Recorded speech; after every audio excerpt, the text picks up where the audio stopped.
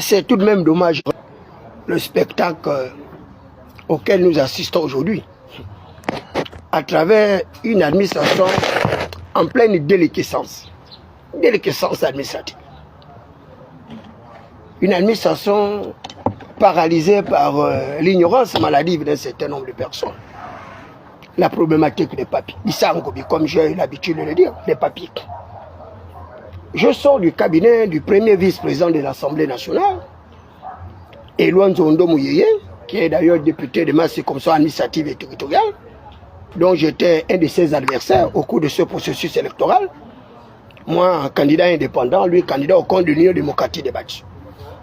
Mais il est tout de même à relever que lui et moi, nous avions été participants de la campagne du chef de l'État. Moi, en ma qualité de coordinateur général adjoint dans le 3e arrondissement, lui en sa qualité de coordinateur général sectoriel dans la province de Suède. Et le 3e arrondissement a eu les meilleurs résultats électoraux dans la province de Suède. Ce qui lui a d'ailleurs valu le poste de secrétaire général adjoint chargé de la stratégie au niveau de l'Union démocratique des bâtiments. Moi, j'ai refusé d'adhérer à l'UDB. Mais j'étais membre du rassemblement des bâtisseurs poursuivant la campagne du chef de l'État. Et ce matin, j'arrive à son cabinet. Je trouve des agents de forces de défense et de sécurité vers lesquels je me présente naturellement pour dire que je vais au cabinet du premier vice-président de l'Assemblée nationale. Et il me pose la question de savoir si j'ai rendez-vous. J'ai dit oui, j'ai rendez-vous. Et la dame me regarde droit dans les yeux. Elle me dit, monsieur, vous n'avez pas rendez-vous avec le vice-président de l'Assemblée nationale. J'ai dit, mais sur quelle base vous arrivez à affirmer de manière péremptoire que je n'ai pas rendez-vous? Et la chamaillerie commence. Une autre rentre dans le débat, et deux autres, ainsi de suite. Et je dis à la dame, madame, vous ne savez pas que l'Assemblée nationale, c'est une administration publique. C'est moi qui va vous le dire. Que vous ne pouvez pas m'empêcher de pénétrer le sanctuaire d'une administration publique. Vous avez le téléphone dont vous faites office comme, je ne sais pas, comme agent de renseignement ou que sais-je, ou bien...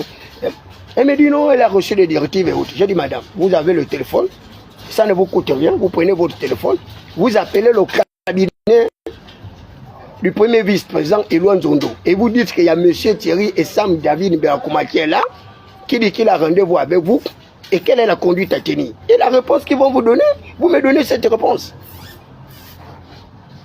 Au lieu de poursuivre justement son autocratisme, elle prend tout de même le téléphone pour appeler le cabinet et le cabinet lui demande que c'est qui veut voir le vice-président. On lui dit non, c'est Thierry et Sam David Mberakouma. Et le cabinet lui dit d'attendre le temps qu'il puisse consulter le premier vice-président, donc le maire, le député Éloi Nzondo. Et je reste là, j'ai dit madame, qu'est-ce qu'on dit? Oh, il faut attendre, j'attends. Et un autre agent vient, il dit non, non, non, monsieur, vous n'attendez plus. Vous avez crié sur l'agent, que vous ayez rendez-vous ou pas, vous partez de là. C'est le live. Voilà. Et ils me font sortir d'une administration publique, manu militari, parce que quoi? Ils ont l'autorité militaire. J'ai dit, madame, vous savez, moi mes droits ne peuvent pas être violés. Vous êtes agent de force de défense et de sécurité, mais je vous dis, je reviendrai à charge.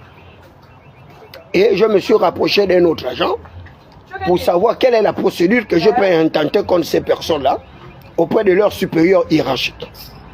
Lui également m'a donné la procédure qu'il faut pour intenter une action contre ces gens. Moi, je ne laisserai pas cette affaire comme ça.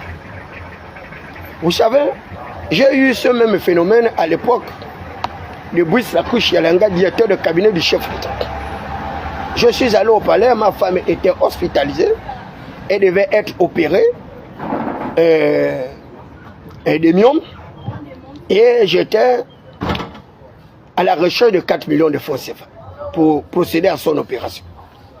Et j'ai écrit un courrier que je partais pour déposer auprès du président Nabil chef de l'État par le canal de Brice Lacouche Alianga. Et j'arrive, je trouve un agent de la JR au portail. qui me dit, monsieur, vous allez où? J'ai dit, je vais au cabinet du chef de l'État. Il me dit, non, vous ne pouvez pas rentrer. Vous ne pouvez pas aller là-bas. Je lui ai dit, monsieur, quelle base? Comment ça va? Non. Je lui ai dit, sur quelle base vous voulez m'empêcher d'aller au cabinet du président? Il me dit, est-ce que vous avez rendez-vous? J'ai dit, monsieur, la présidence de la République est une administration publique. J'ai mon courrier que je dois aller déposer au cabinet du président. Il a refermé le portail du palais.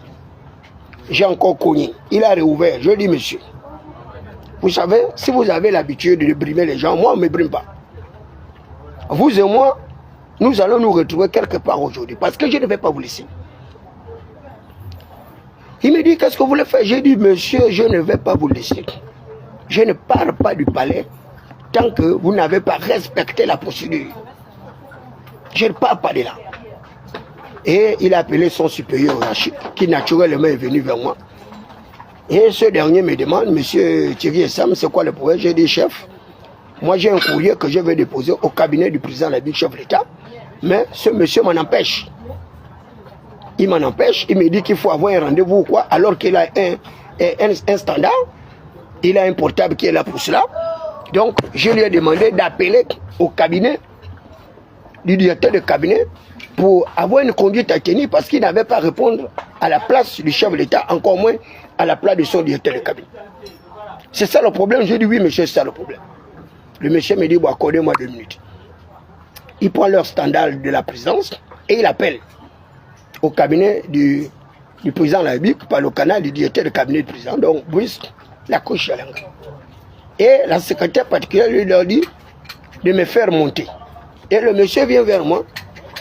Il dit, monsieur, je lui demande, monsieur, oui, mais qu'est-ce qu'ils ont dit? Il me dit, non, le directeur de cabinet a dit de monter que vous avez rendez-vous. Je dis, mais monsieur, vous voyez comment vous n'êtes pas intelligent?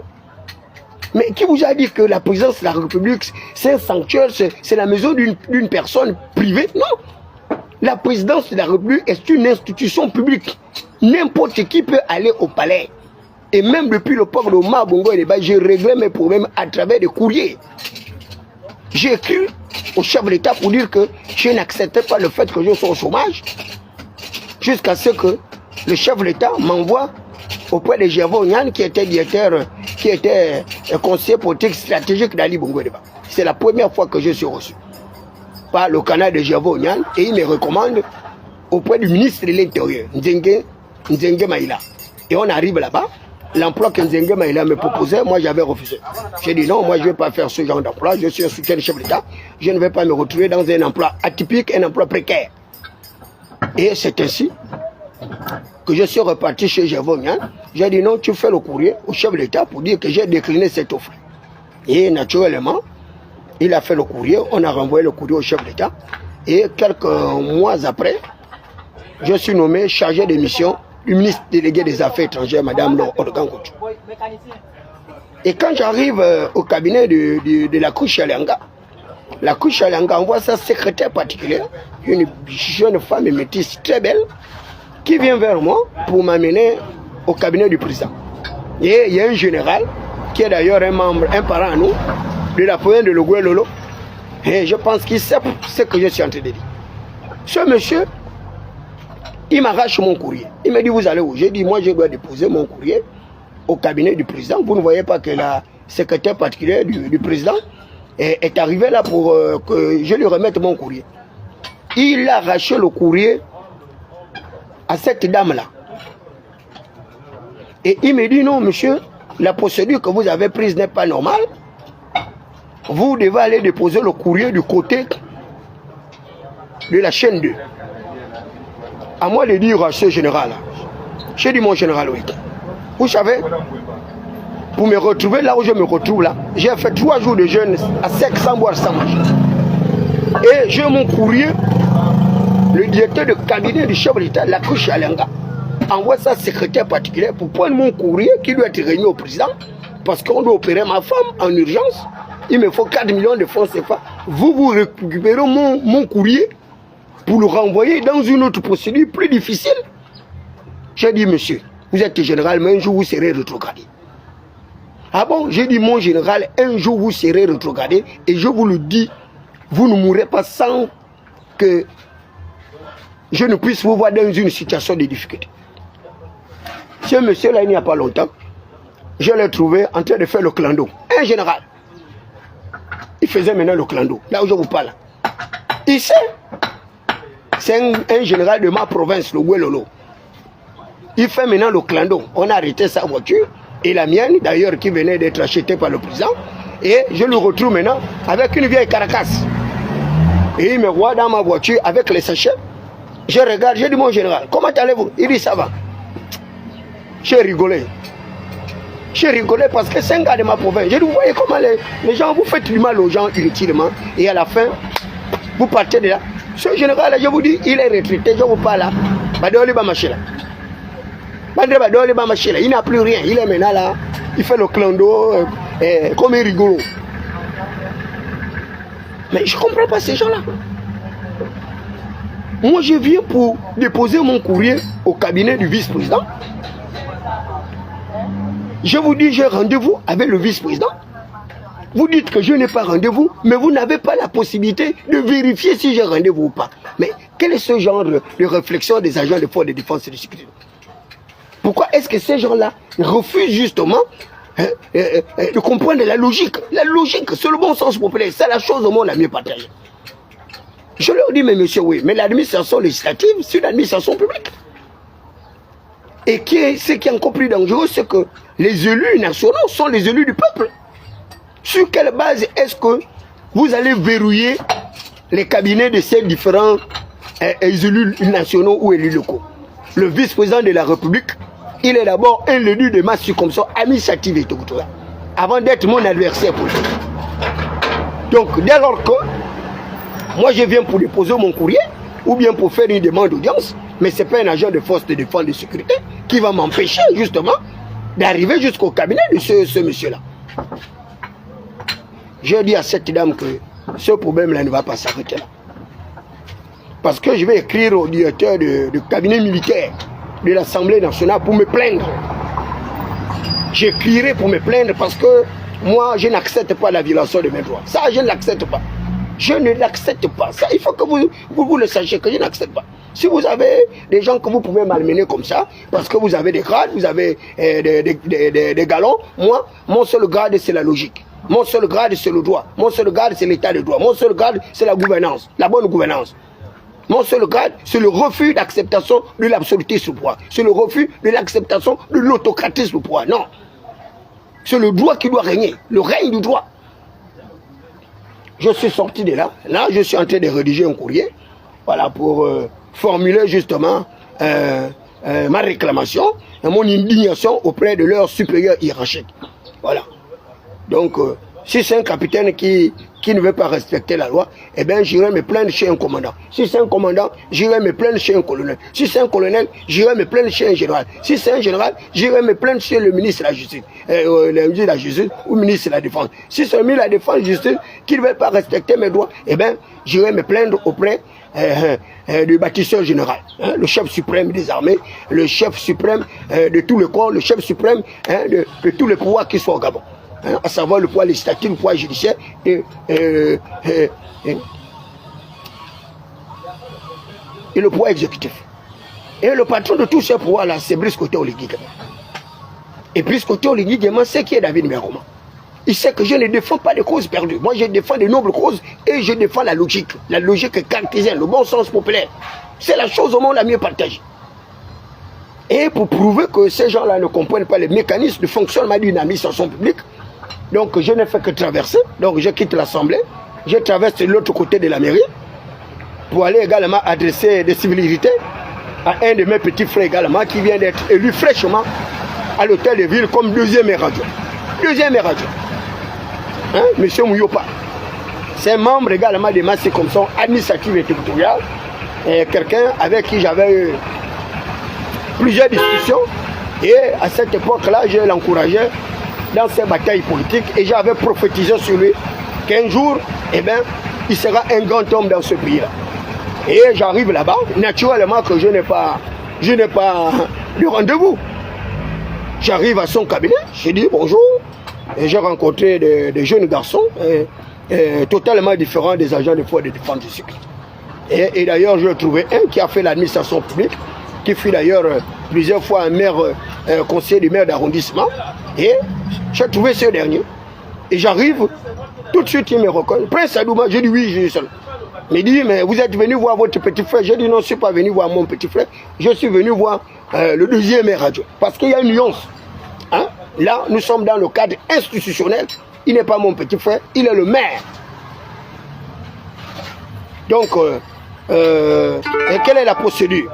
Hein? S'il y a une demande d'audience, vous me remettez la demande d'audience, je vais la faire remplir. Donc, pendant qu'on parlait là, eh bien, le maire, il a ses caméras, hein, naturellement. Donc, il m'avait déjà vu depuis l'extérieur et il a appelé son collaborateur pour dire non, il faut dire au prince Adouma de m'attendre, hein, le temps que je finisse de recevoir la personne qui est à l'intérieur de mon bureau. Vous voyez, le fonctionnement est totalement différent des personnes. Voilà un maire dont je n'ai pas de rendez-vous, mais qui arrive à respecter ma royauté. Et 2 minutes après, le maire a envoyé son collaborateur me chercher et je me retrouve dans son bureau. Naturellement, je lui fais des civilités d'ordre d'usage pour le féliciter justement de sa brillante élection en qualité de deuxième maire adjoint de la commune de Libreville, tout en sachant que c'est le poste d'un autre de mes grands frères qui vient d'occuper, c'est-à-dire, non, pas grand frère, petit frère, Arsène Edouard Kogé également, qui était deuxième maire adjoint à ce poste-là. Vous voyez comment la nature arrive toujours à compenser. Donc, j'ai perdu un petit frère qui était maire là, et on m'en a donné un autre petit frère qui est maire à la même place. Et quand je sors de là, il y a un autre agent de force de défense et sécurité qui m'avait fait arrêter ma voiture pendant 5 reprises pendant que j'étais en campagne. À 5 reprises, il a arrêté mon véhicule. Et à 5 reprises, il n'avait même pas eu 100 francs ou 10 francs parce que je lui avais dit que toutes les fois où ma voiture sera arrêtée par un agent de la mairie, je ne donnerai même pas un radis, même pas 10 francs. Et ça, je le jure avec serment. Il me dit, mon petit, oui. Mais on a changé les maires, non? J'ai dit, oui, on a changé les maires. Et le nouveau là, j'ai dit, le nouveau là aussi, c'est mon petit frère. Il dit, tu es un blagueur. J'ai dit, je t'ai dit qu'il n'y aura aucun maire à l'hôtel de ville que je ne connaisse pas. Hein? Donc, celui qui envoie le maire suprême, lui, j'en fais un autre problème personnel. Hein? Le maire et Jeune Bas, c'est un problème personnel entre lui et moi. Voilà, c'est quelqu'un également que je connais très bien, la psychologie, la psychiatrie, la psychosomatie. Lui et moi, hein, on a d'autres problèmes à régler. Parce que tant que la volonté du chef de l'État à mon égard n'aura pas été respectée, je vous dis, vous allez toujours vous retrouver avec une institution en dysfonctionnement, en putréfaction, en désintégration. Un chef d'État ne ment pas. Le sceau d'un chef d'État ne peut pas être recusable ou refutable.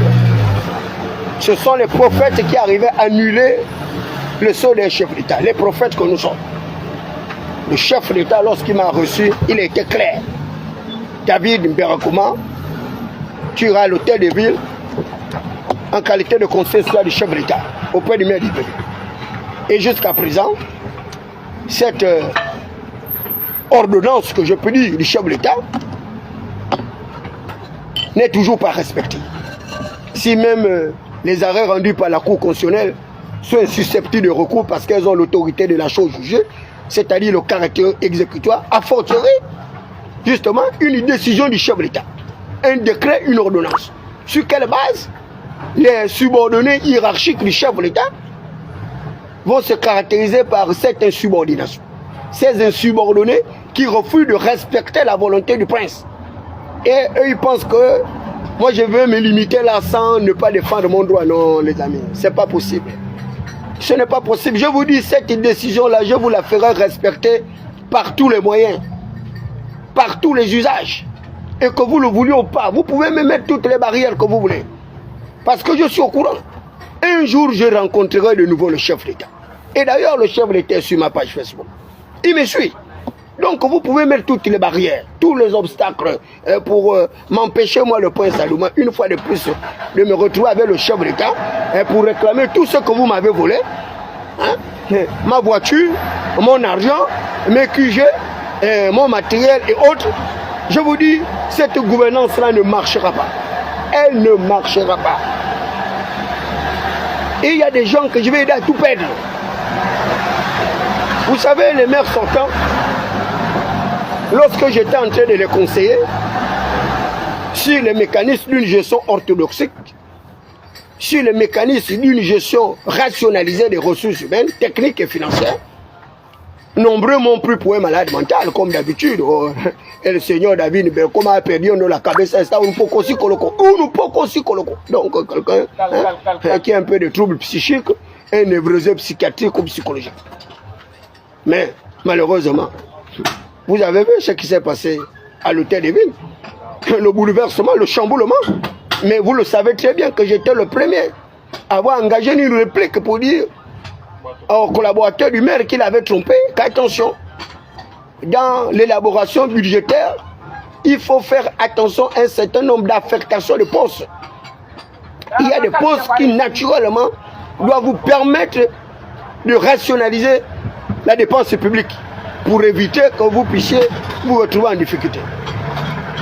Et le maire, lorsqu'il m'a reçu, il m'avait donné un certain nombre d'indications en reconnaissant la pertinence argumentative que j'avais utilisée dans le cadre justement d'une analyse des agrégats macroéconomiques de son budget. Et d'ailleurs, même lorsqu'il a perdu le poste, je l'ai dit que le budget de Libreville ne peut pas aller au-delà de 30 milliards, ce n'est pas possible. Ce n'est pas possible. Et je l'ai dit d'ailleurs que les maires d'arrondissement ne pourront pas avoir plus de 200 millions de francs CFA, ce n'est pas possible. Parce que la loi sur la finance, elle repose sur des agrégats aléatoires. Ce sont des principes budgétaires qui doivent être analysés avec méticulosité.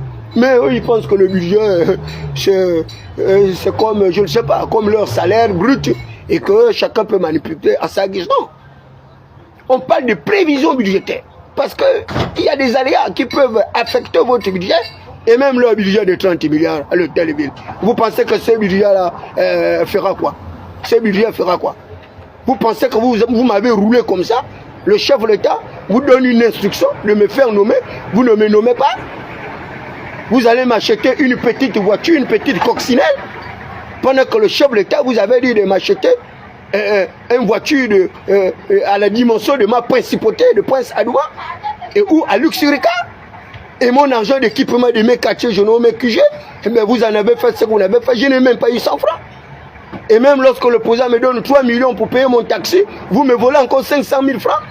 J'ai dû me battre pour cela. Eric Otietie, ce petit voleur-là, qui allait jusqu'à me voler mes 500 000 francs dans le montant que le chef de l'État avait donné 10 millions. Mais Eric Otietie, et pourtant il était là témoin lorsque le président m'a donné lui-même son propre numéro. Et je n'ai jamais écrit au chef de l'État. Parce que je connais les principes hiérarchiques. Le chef de l'État m'a donné son numéro de téléphone, mais je ne suis pas son ami. Je ne suis pas son camarade, je ne suis pas son coquin, je ne suis pas son fantassin. Je ne suis pas sa chasse mouchetée. Je suis son simple collaborateur, son soutien qui voulait lui apporter de réfléchir. Mais sur quelle base vous refusez de respecter les orientations d'un chef d'État? Mais à la limite, il y a beaucoup de chefs d'État qui dirigent cette république. Et ils sont pleins comme ça. Je connais des gens qui ont des papiers signés du président. Et leurs nominations ont été volées comme la mienne. On nomme d'autres personnes à leur place. L'hôtel de ville n'a jamais eu 2 conseillers spéciaux. C'est faux, ça n'existe pas. Depuis que je connais l'hôtel de ville, c'est un seul conseiller spécial du maire de Libreville. Le poste de conseiller spécial du président de ville auprès du maire de Libreville, c'est moi, David Belakoma, qui l'ai crié parce que je connais l'article 23, l'article 27, le poids discrétionnaire du chef de l'État. Et Brice Koto Oligui demande devant un témoin, il m'a donné un papier blanc. Un papier blanc. Un papier blanc. Et vous voulez me faire croire que c'est le chef de l'État qui aura annulé ma nomination? Sur quelle base le chef de l'État va annuler ma nomination? Vous pensez qu'un chef de l'État, c'est quelqu'un qu'on va manipuler selon vos désirs, selon vos compétences? Vous pensez que moi j'ai un minimum d'aptitude, c'est pour que vous arrivez à me brimer? Vous allez respecter ce décret-là. Ça, je vous le fais. J'espère mon enseignant. Enseignant. Continue. Ah, je te lis et je t'ai invité ce matin. Ah, merci. Tu as fait vraiment une figure de style que beaucoup d'abonnés apprécient. Tu dis oui à la place de moi. Absolument. Et les gens ont bien analysé. Vous allez m'excuser, là c'est mon enseignant. Hein, voilà, c'est un de mes meilleurs enseignants d'ailleurs à l'école de préparation cahier administratif, je viens de le voir passer par là, donc il me fallait aller le saluer, et c'est un enseignant qui reconnaît ma compétence, parce que avoir 17 sur 20, hein, de notes de moyenne de soutenant du rapport de stage, c'était la meilleure note. 17 sur 20, moi, du moins section diplomatique, c'était la meilleure note. 17 sur 20. Hein? Ensuite, 12,89 annuel, hein, alors que j'avais abandonné l'université il y a plus de 20 ans. Et le premier avait à peine 13, avait leur master contre le fait de trafiquer de toutes parts. Je vous dis, tant que vous n'aurez pas respecté la volonté du chef de l'État à mon égard, cette bataille-là ne s'arrêtera jamais. Ça, je vous le dis, elle ne s'arrêtera jamais. Vous pouvez me mettre les barrières partout. Parce que lorsque le chef de l'État est arrivé du côté de Zongo, on m'a fait partie du site vers 22h. Sachant bien que le chef de l'État arrivait vers les 23h. Ils m'ont fait partie du site. Ils m'ont même donné l'argent pour me faire croire que non, bon, le président n'allait plus venir. Et une fois que je suis arrivé à la maison, eux, ils sont retournés sur le site. Parce qu'ils savent que lorsque je vais me pointer à un endroit où le chef de l'État sera, quand le chef de l'État va me voir, moi, David Bakouma, la solution à mon problème sera trouvée. Et toutes les personnes qui ont conspiré sur moi, toutes les personnes qui ont contribué justement à me faire passer pour un moins que rien, pour un moindre, pour un minus, pour un atome, je vais leur apporter la preuve que je suis un nucléon, je ne suis pas un atome. Je suis un nucléon. Et je vous le dis, ça ne peut pas continuer comme ça. Vous avez assez volé comme ça aux côtés du chef de l'État. Vous avez assez détruit les carrières de vie des gens aux côtés du chef de l'État. Vous devez laisser le chef de l'État tel qu'il était au départ, pendant la période transitoire.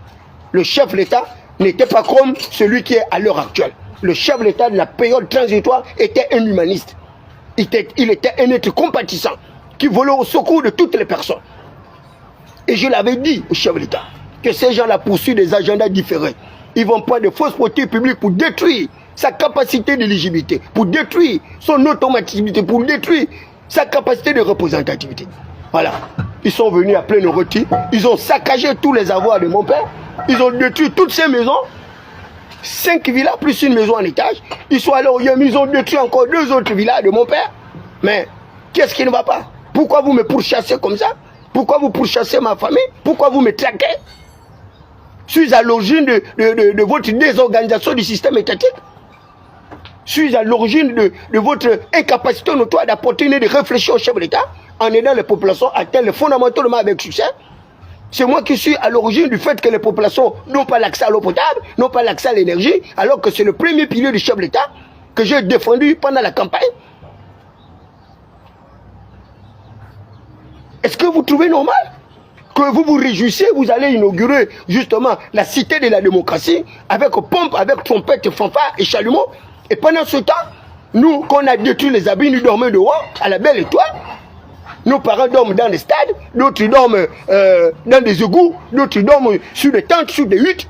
Et vous en êtes fiers, vous amenez les activistes rétrogrades de France, des gens qui n'ont même pas les papiers, qui ont fait 10 ans, 20 ans en France, ils n'ont pas les qualifications. Vous me voyez, moi, David Bakouma, avoir fait 10 ans, 20 ans en France pour être un politicien. Ça, c'est des activistes qui ont raté leur vie.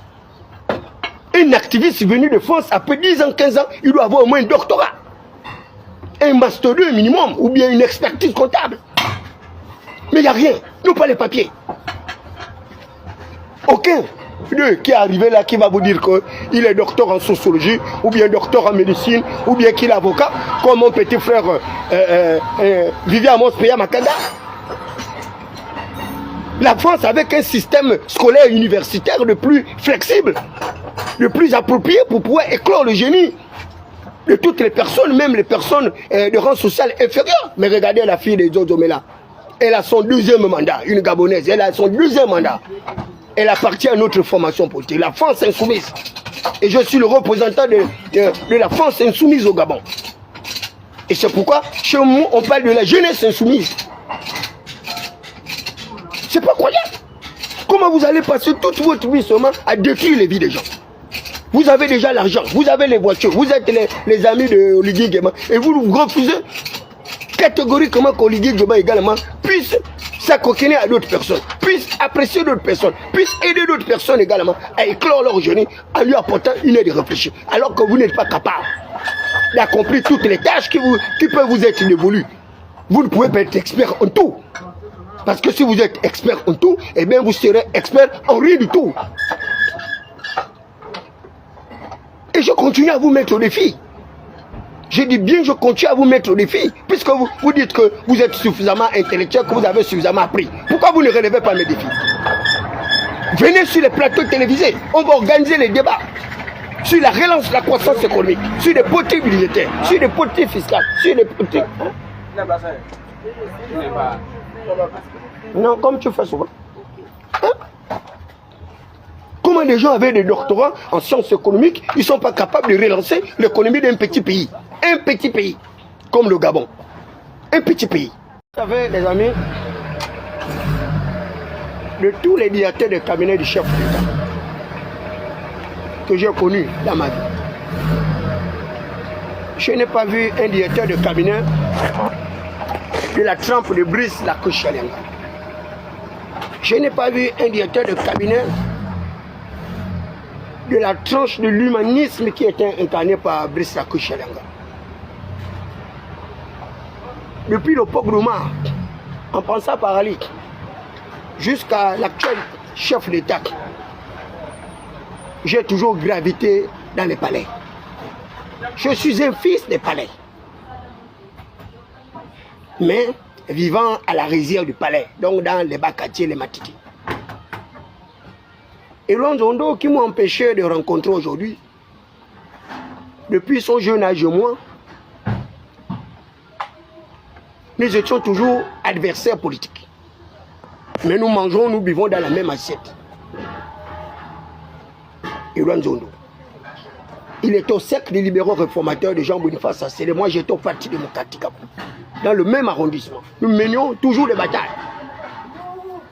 Mais il m'a toujours respecté, non pas comme un adversaire politique, mais comme son petit frère, parce que nous avons grandi ensemble. Donc, être victime de cet affront aujourd'hui, par des enchants de forces de défense de sécurité qui n'ont même pas le numéro du vice-président, pour me dire que non, le vice-président a dit vous n'avez pas rendez-vous. Mais c'est ridicule. Parce que le premier vice-président de l'Assemblée ne peut pas dire qu'il n'a pas rendez-vous avec moi, David Mercourt. Ce n'est pas possible. Il ne peut pas le dire. Il ne peut pas le dire. Lorsqu'il était au cercle des libéraux réformateurs, conseiller politique d'Ali Bongo Oniba, moi, délégué UJPDG dans le 3e arrondissement, et Lonzondo avait plaidé ma cause auprès du chef de l'État Ali Bongo Oniba. Il m'a recherché pendant une semaine, jusqu'à ce que je me retrouve dans son domicile à Ngonji. Et on a commencé à raconter nos histoires d'enfance. Et à lui de me faire monter dans sa voiture une VX Fantôme. On l'appelle sa VX la Fantôme parce qu'elle est toute noire. Et il va tirer le coffret de sa VX. Et il va me remettre une somme de 4 millions de francs CFA. 4 millions de francs CFA.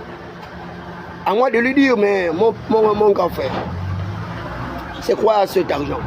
Il me dit, Sali Bongo Oniba, qui m'a envoyé cet argent pour te remettre pour achat du gâteau de ton anniversaire. J'ai commencé à pleurer, je dit, mais c'est pas possible. Toi, tu es au cercle des libéraux réformateurs. Moi, je suis PDG, tu es mon adversaire politique. Comment est-ce que tu peux me donner 4 millions? Il me dit, non. Tu sais que moi j'ai été élevé comme ça, j'ai grandi comme ça. Et lui est resté comme ça, il a grandi comme ça. C'est un humaniste. Et c'est pourquoi il a des victoires aisées. Ça aurait été quelqu'un d'autre qui était au compte des bâtisseurs, qui était candidat contre moi, je l'aurais battu. Même sans argent, comme on était en train de m'empêcher de faire la campagne, j'aurais battu cette personne. Mais, Elouane Zondo, c'est le maître du 3e arrondissement de la commune. À l'heure actuelle, c'est lui le maître de la province de l'Essuaire. C'est sans contredire. Mais je vous le dis, je ne serai jamais bâtisseur. Je ne le serai jamais. Même si le chef de l'État m'appelle un jour pour dire adhère dans mon parti politique, je lui dirai clairement que je ne peux pas adhérer dans sa formation politique. Je ne peux pas le faire. Parce que je ne peux pas adhérer dans une formation politique avec les mêmes réminiscences d'un passé monolithique. avec un couvert végétal qui obstrue justement des valeurs, qui arrive à clochardiser, qui arrive à rejeter les valeurs, parce qu'on veut faire la promotion d'État, la promotion des ignorants, la promotion de l'illettrisme. Ce n'est pas possible. Donc, les gens peuvent tout faire. Hein? Vous pouvez me fermer les barrières par-ci, par-là, faire tout ce que vous voulez. Mais je vous le dis, je ne me postulerai pas. Je vous le dis clairement. Je ne mangerai pas vos mains. Je ne mangerai pas vos mains dans des vieilles outres, des outres sales, jamais. Bonjour, Bédouin. Je suis un sanctifié, je suis un crucifié. Je ne peux pas m'abréver à votre source. Je suis la pierre qui avait été rejetée par les bâtisseurs. La pierre qui avait été rejetée par les bâtisseurs. Et c'est la pierre angulaire. Vous, vous êtes des pentagrammes, moi je suis un mentagramme. Vous êtes des pentagrammes, moi je suis un mentagramme.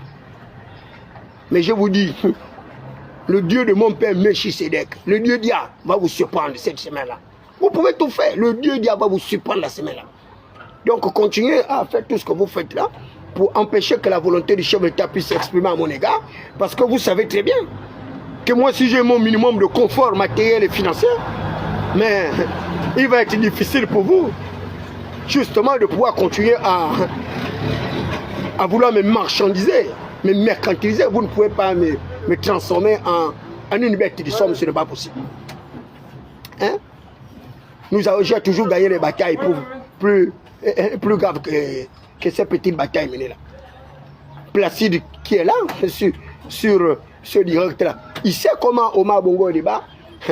À l'Alci nous avait donné près de combien? Près de 3 milliards. Près de 3 milliards. Chantal Miboto, avec Mbouri Modeste, Jean-Claude Paca, pareil. Ils avaient volé mon argent au palais. Même l'argent du taxi que le président nous avait donné dans la nuit, on ne m'a même pas donné 100 francs. On me dit, bon, on va partager l'argent le lendemain. Vous voyez des gens comme ça. Hein? À l'époque d'Omar, ils m'ont volé 356 millions de francs CFA. 356 millions de francs CFA. Avec 2 voitures. Ils ont volé. À la même époque d'Omar, ils m'ont encore volé 156 millions de francs CFA. Avec une voiture. À l'époque d'Ali Bongo Deba, ils m'ont volé encore. Mais à l'époque de Brice Koto Oligui Nguema, ils m'ont encore volé. Mais vous n'allez pas me voler toute une vie, les amis. Ce n'est pas possible. Vous pensez que c'est tout le monde qui arrive à pénétrer le sanctuaire du palais? Ce n'est pas tout le monde.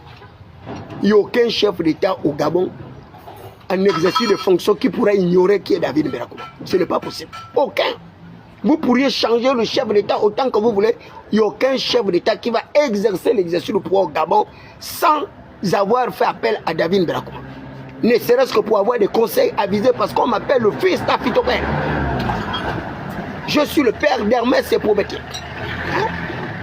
Allez-y rechercher les livres hermétiques ou bien l'évangile à proscrite et vous comprendrez ma nature de sauvage, de primitif.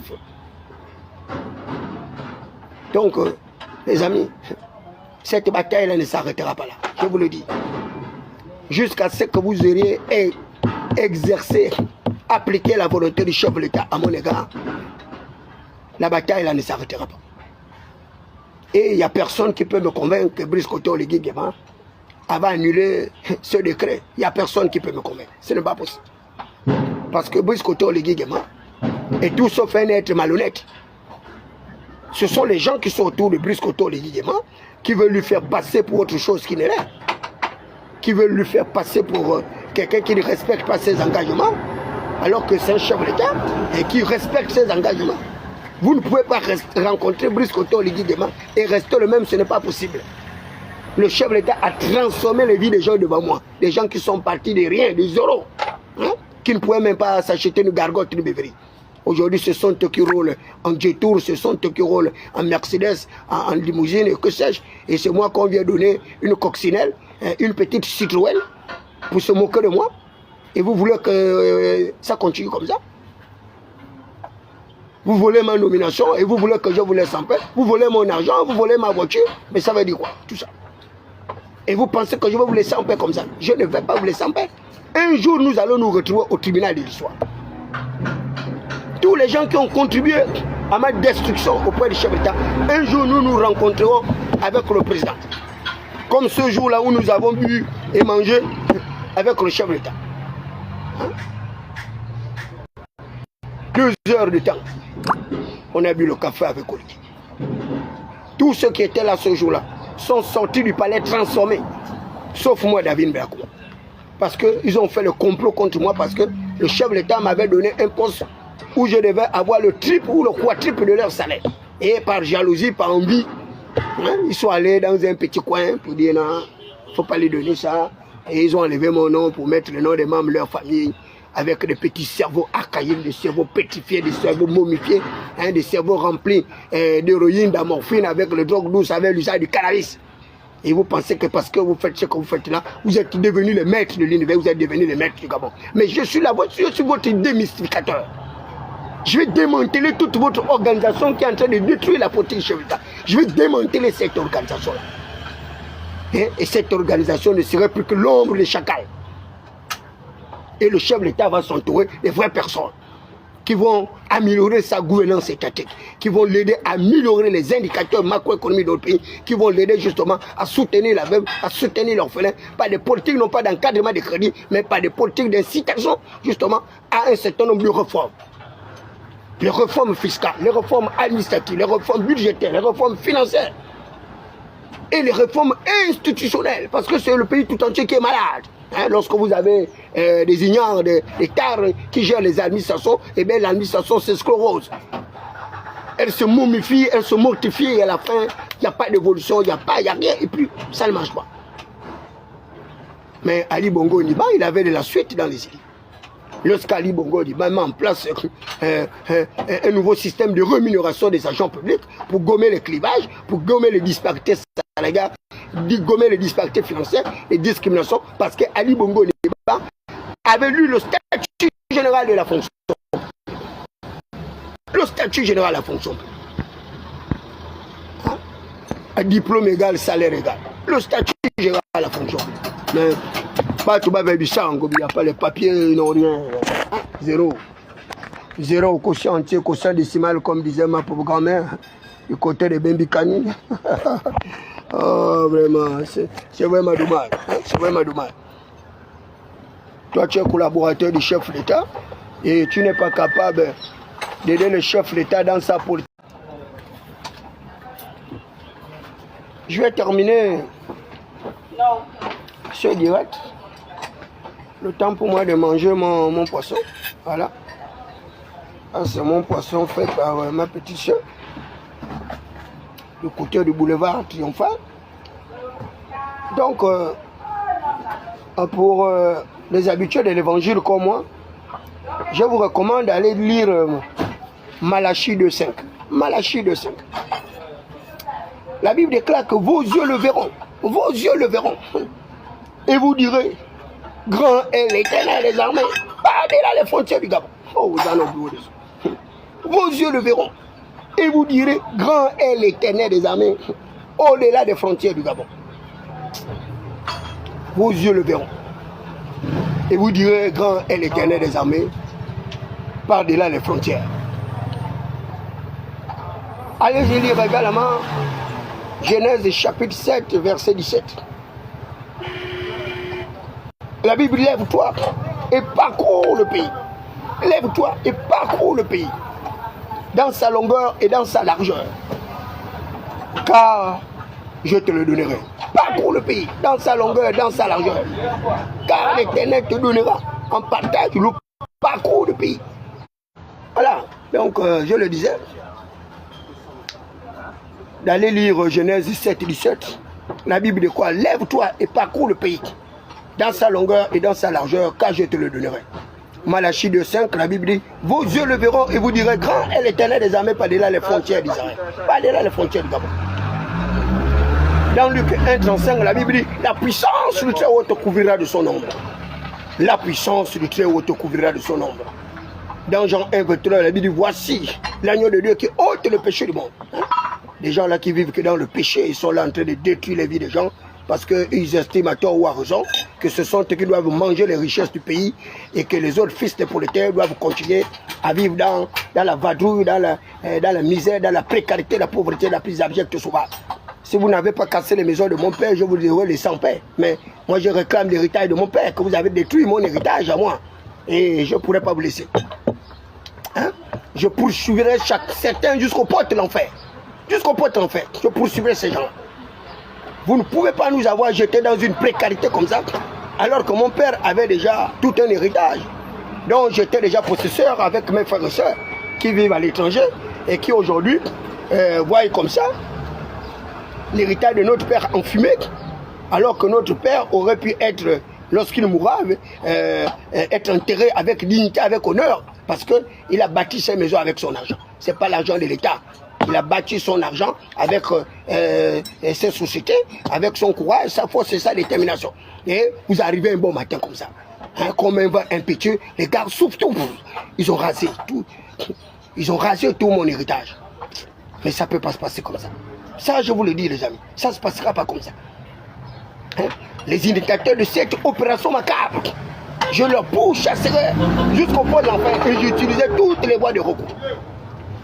Les voies de recours législatives comme les voies de recours extrajudiciaires. Les voies de recours extrajudiciaires. Ceux-là, ces voies de recours-là, vous n'avez pas accès là-bas. La Bible dit, plaide ta cause, produis-toi même tes moyens de défense. Plaide ta cause, produis-toi même tes moyens de défense. Mais je produirai mes moyens de défense auprès des juridictions d'exception dans le ciel. Parce qu'au ciel, il n'y a pas de corruption là-bas. Il y a le juge divin là-bas, des magistrats aux deux épées flamboyantes. Ceux-là, ce sont des magistrats au glaive. Donc il ne peut pas donner raison à celui qui a tort, comme vos tribunaux là, où certains sont dans un espace de voluptuosité caractérisé par la corruption des gens qui ne sont pas capables. Ils donnent tort à celui qui a raison, raison à celui qui a tort. Ils engagent de fausses procédures avec des délais de prescription déjà dépassés, des délais de péremption judiciaire qui n'existent pas. Parce que quoi, il faut tuer la bête, il faut tuer le bonnet. Les animaux malades de la peste, un mal qui répandait la terreur. Mal que le ciel inventa pour punir les crimes de la terre. La peste, c'est quoi l'appelait pas son capable d'enrichir en un jour là qui ont fait aux animaux la guerre. Tous ne mouraient pas, mais tous étaient frappés. Hein? Ça, c'est les petits cours hein, de C1. J'ai encore la mémoire fraîche. Hein? Des petits cours de C1. J'arrive encore à les retenir à plus de 50 ans. Hein? Les caractéristiques de l'eau, elle doit être incolore, indolore et inodore. Hein? Malheureusement. Les rêveurs, hein? Ils sont dans l'ivresse de pouvoir. Ils sont dans l'ivresse de pouvoir. Hein? Donc, que Dieu protège la génération des hommes justes. Que Dieu protège mon intégrité. De la même manière, il a protégé l'intégrité de ma mère Ngoudou Marcelin. Dans le psaume 146, verset 8, la Bible dit, l'Éternel ouvre les yeux des aveugles. L'Éternel ouvre les yeux des aveugles. Éternel Dieu, maître de l'univers, maître des constellations. Toi qui as guéri Nama, toi qui as ressuscité Lazare. Viens guérir mes affections oculaires, éternel des âmes. Touche ma lentille, touche ma cornée, touche mon ligament, mon iris, mon fruit d'accueil. Touche, éternel des âmes, mon muscle ciliaire, ma sclérotique, mon choroïde, mon nerf optique, ma rétine, mon récon. Éternel des âmes. Toi, le médecin des médecins, Jéhovah Rapha, Jéhovah Jireh. Toi, le médecin des médecins. Regarde à l'intérieur de tous ces hôpitaux. Il y a des personnes malades là-bas. Qui ne peuvent plus utiliser la clamigès. Parce que les dévoreurs ont volé tout l'argent de la clamigès. Ils ont volé tout l'argent. Ils ont détruit le système sanitaire du chef d'État. Et nous sommes à la merci. Nous qui n'avons pas d'argent. Mais eux, les détenteurs des capitaux, les oligarches, les bourgeois, les plutocrates, sont eux émergents. Ces mercantilistes budgétivores sans base législative. Ils sont heureux de faire la fête. Es la hora de hacer la fiesta. Hacer la fiesta. Es la hora. Les amis, un jour vous allez vous retrouver comme David Béakouma, hein, en train de manger le poisson grillé au boulevard. Parce que je vais appeler le dieu Poséidon. Le dieu Poséidon. Le dieu Poséidon, c'est le dieu de la mer. Celui qui commande les tempêtes et les vents furieux. celui le maître des temps et des circonstances. On l'appelle le Dieu Poséidon. Le Dieu Poséidon est celui qui arrive à commander les espaces intersidéraux, les espaces extrasidéraux. Le Dieu Poséidon est le maître de l'espace météorologique, la météo. C'est le Dieu Poséidon qui en est le maître. Et c'est le Dieu Poséidon qui qualifie les pilotes pour conduire leurs aéronefs dans des espaces compliqués, dans des espaces météoriques compliqués. Le Dieu Poséidon. Éternel Dieu Poséidon, toi le Dieu de mon père, Élie le Tishmite, qui avait fermé le ciel à Achab. Ce matin, je me tiens devant la brèche et me prosterne en ta présence. J'appelle tous les corps célestes en mutation.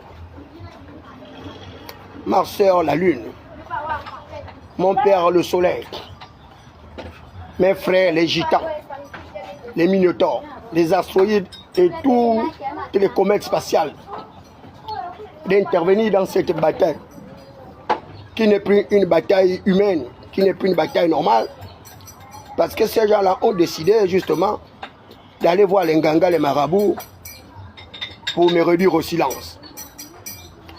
Mais ces gens-là ne mènent pas les mêmes combats que moi. Ils ne mènent pas les mêmes combats que moi. Ils n'ont pas les mêmes capacités de métamorphose que moi. Parce que je suis capable de me transformer en un microbe, en un virus, en une bactérie, un parasite, et je vais pénétrer leur système excréatoire, leur système digestif, leur système oculaire, leur système sanguin.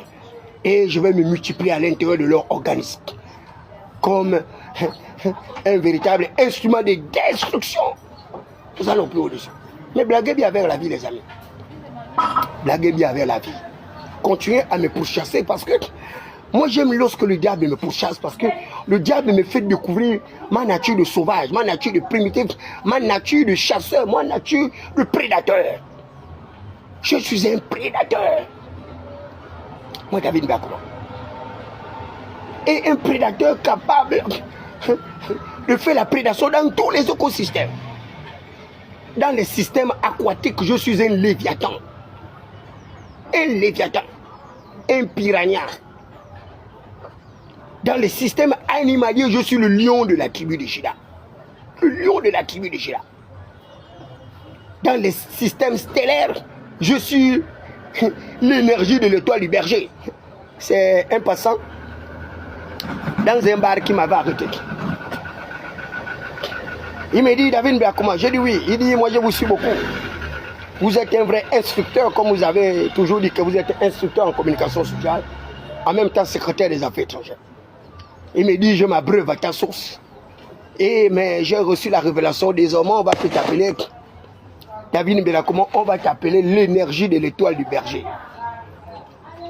Ça c'est la dernière énergie. On appelle ça l'énergie stellaire.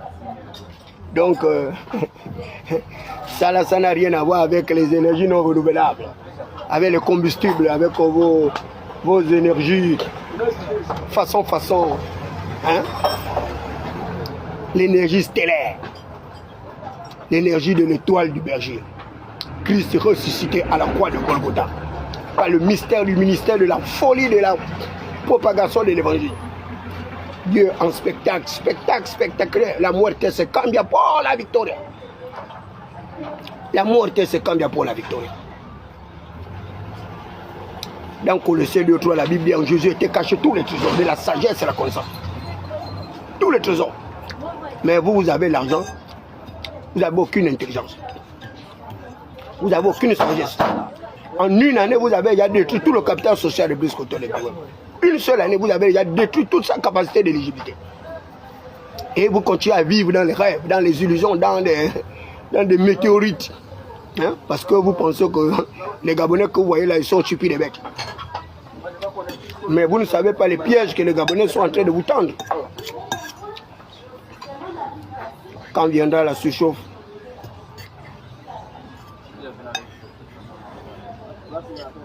quand viendra le vent et la tempête, permets-moi de résister.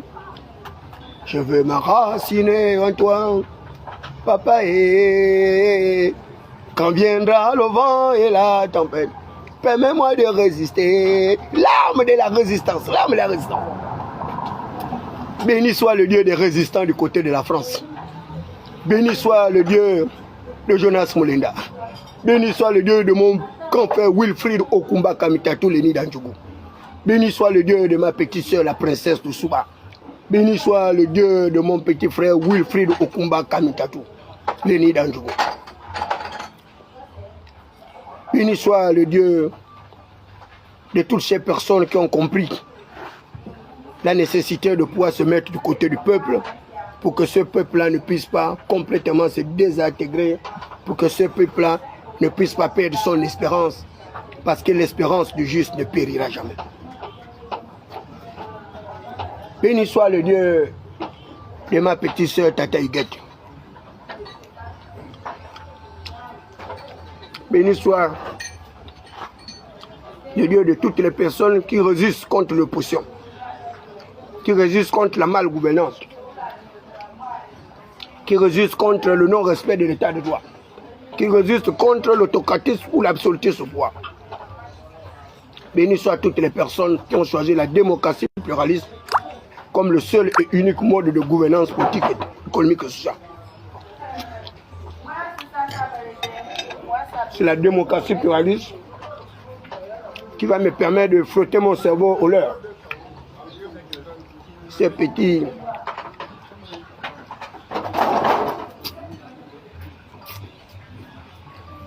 ménopausés intellectuels